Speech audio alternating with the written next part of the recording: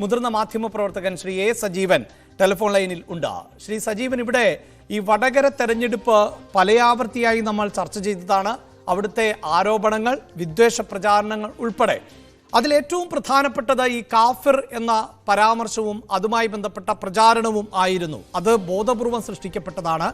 അത് ലീഗിന്റെ കേന്ദ്രങ്ങളിൽ നിന്ന് അല്ലെങ്കിൽ വലത് കേന്ദ്രങ്ങളിൽ നിന്ന് ഷാഫി പറമ്പിലുമായി ചേർന്ന് നിൽക്കുന്നവരിൽ നിന്ന് രൂപപ്പെട്ടതാണ് എന്നുള്ളതായിരുന്നു LDFന്റെ പ്രചാരണം. എന്തു തന്നെയാണ് എങ്കിലും ഇപ്പോഴും അതാര് എന്ന് കണ്ടെത്താൻ നമ്മുടെ പോലീസ് സംവിധാനങ്ങൾക്ക് സാധിക്കുന്നില്ല. ആഭ്യന്തര വകുപ്പ് ആരാണ് കൈകാര്യം ചെയ്യുന്നത് എന്ന് നമുക്കെല്ലാം അറിയാം.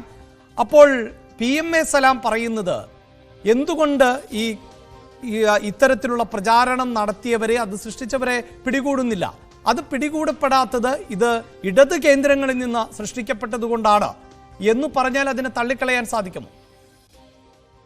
തീർച്ചയായിട്ടും നമുക്കിപ്പോ ഇന്നയാളാണത് പ്രചരിപ്പിച്ചത്, ഇന്ന ഭാഗത്തു നിന്നാണ് ഉണ്ടായതെന്ന് കൃത്യമായിട്ട് പറയാൻ പറ്റില്ല. അത് അന്വേഷിച്ച് കണ്ടെത്തേണ്ടതാണ്. ആ രീതിയിൽ PMA സലാം പറയുന്നത് ശരിയാണ്.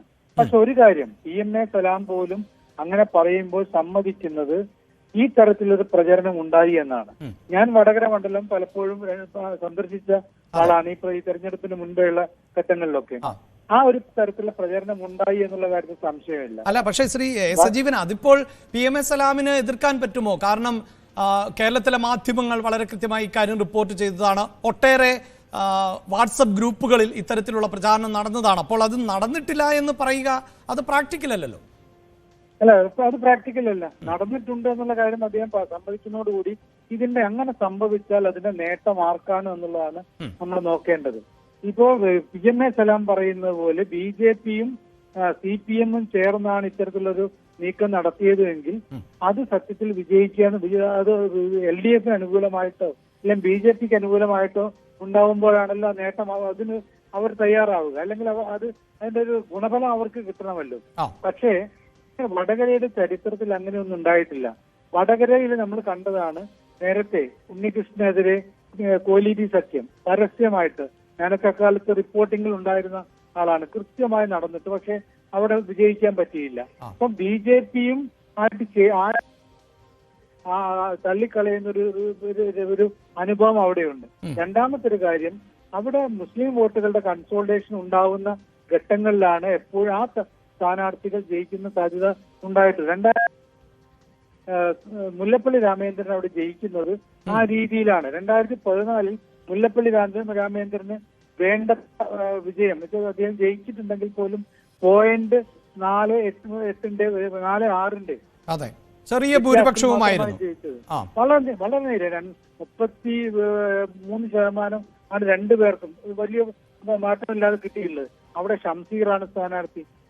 ഷംസീറും മുല്ലപ്പള്ളി രാമചന്ദ്രനും മത്സരിക്കുമ്പോൾ ഉണ്ടാവുന്ന വ്യത്യാസം കണ്ട് അപ്പം അവിടെ ആ സമയത്തും ഒരു തരത്തില് മുസ്ലിം കൺസോൾട്ടേഷൻ ഉണ്ടായി എന്ന് തന്നെയാണ് ഞാൻ പറയുന്നത്. കാരണം ഈ കുറ്റിയാടി, മേപ്പയൂർ, നാദാപുരം ഭാഗങ്ങളിലൊക്കെയുള്ള ഒരു സ്വഭാവം അനുസരിച്ച് അത്തരത്തിൽ ഉണ്ടാവാറുണ്ട്. പണ്ടേ തന്നെ CPMഉം മുസ്ലിം ലീഗും തമ്മിലുള്ള പോരാട്ടം എന്ന് പറയുന്ന അവിടെ കൃത്യമായിട്ടും ഈഴവ മുസ്ലിം പോരാട്ടമായിട്ടാണ് മാറാറുള്ളത്. ആ ഒരു തരത്തിലുള്ളതുകൊണ്ട് ആ ഒരു കൺസോൾട്ടേഷന്റെ സ്വഭാവം എത്രയോ കാലമായിട്ടുള്ളതാണ്. അതപ്പോ അങ്ങനെ സംഭവം ഉണ്ടായ തവണ അതിന് നേട്ടം കിട്ടാൻ പോകുന്നത് ഷാഫിക്കാണ്. ഞാൻ പലതവണ ഇത് ചർച്ചകളിൽ പറഞ്ഞ കാര്യമാണ്. അങ്ങനെ ഉണ്ട്, ഷാഫിക്ക് നേട്ടം ഉണ്ടാക്കാൻ പറ്റുന്ന ഒരു സംഗതി LDFന്റെയും BJPയുടെയും ഉണ്ടാകുമോ എന്നൊരു ചോദ്യമുണ്ട്. അവരുടെ വിട്ടിത്തം കൊണ്ട് അങ്ങനെ ഉണ്ടായിക്കൂടാ എന്നൊന്നും ഞാൻ പറഞ്ഞിട്ട് കാര്യമില്ല. കാരണം ഇതിന്റെ ആരാണ് ചെയ്തത് എന്ന് നമുക്കറിയില്ല. അത് പോലീസ് കണ്ടെത്തേണ്ടതാണ്.